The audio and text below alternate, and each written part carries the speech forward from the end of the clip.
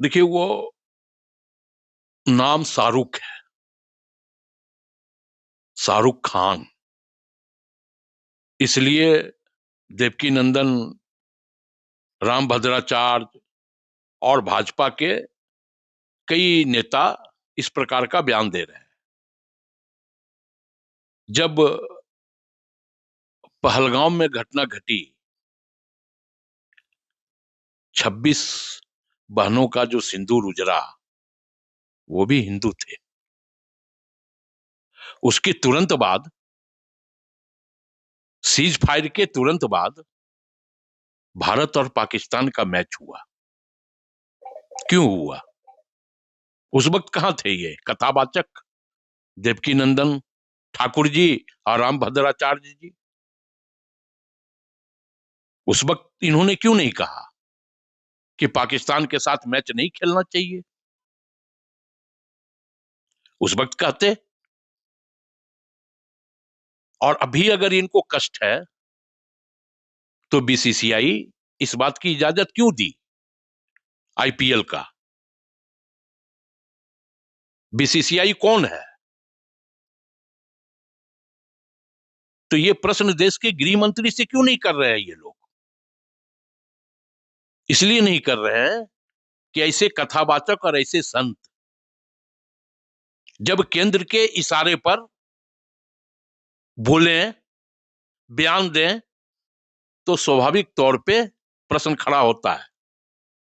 इसलिए मैंने कहा कि शाहरुख खान की टीम ने खरीदा है, इसलिए इन लोगों की बोली निकल रही है।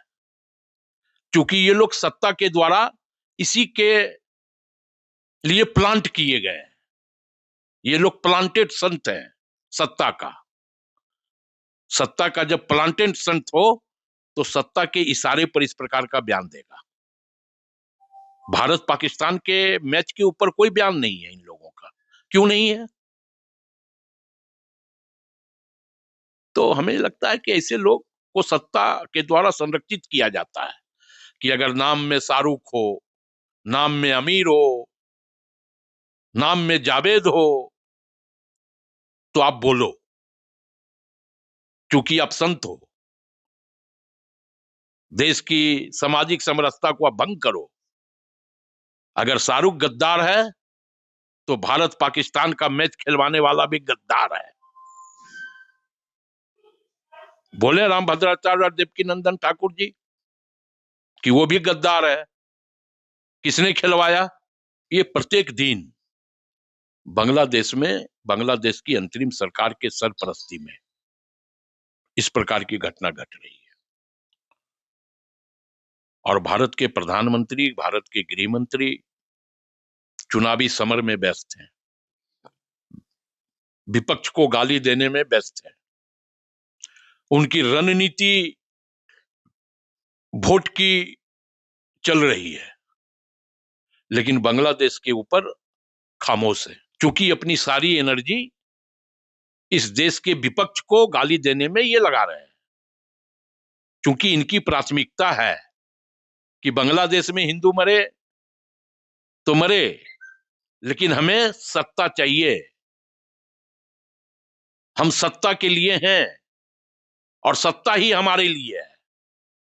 तो जब प्रधानमंत्री की ये मनोस्थिति हो कि सत्ता के सिवा हमें कुछ नहीं चाहिए, आवाम देश में मर जाए, किसान के ऊपर गोली चला दें, महिलाओं के साथ दुष्कर्म कर दें हमारे लोग, हमारे नेता, लेकिन हम चुनावी समर में व्यस्त रहेंगे। सबसे पहली बात तो यह है कि यह बुलेट ट्रेन है ही नहीं, यह गुजरात की ट्रेन है। गुजरात से खुलेगी, गुजरात में ही यह रुकेगी।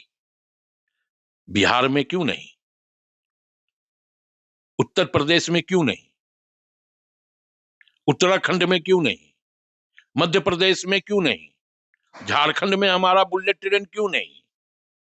सिर्फ गुजरात में क्यों?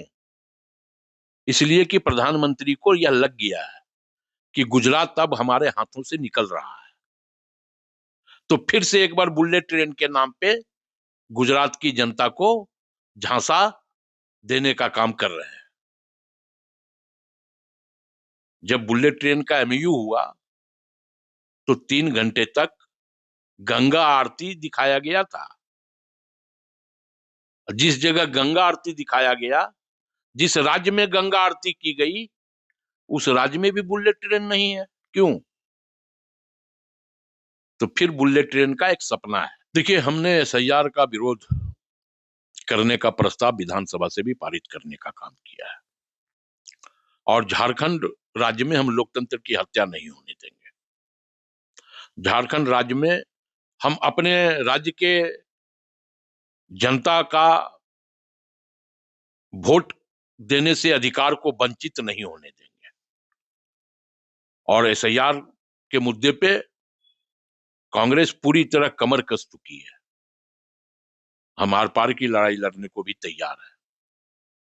एसआईआर के माध्यम से जिस प्रकार अफरा तफरी का माहौल चुनाव आयोग पैदा कर रही है, स्वाभाविक तौर पे यह लोकतंत्र के लिए ठीक नहीं है, और हम इस राज्य में, झारखंड में, लोकतंत्र की हत्या कतई नहीं होने देंगे। तो इसलिए मैं कह रहा हूं कि भाजपा के लोग सिर्फ देश में बड़ी बड़ी बयान देने के लिए है। ये नीतीश राणे जैसे लोग,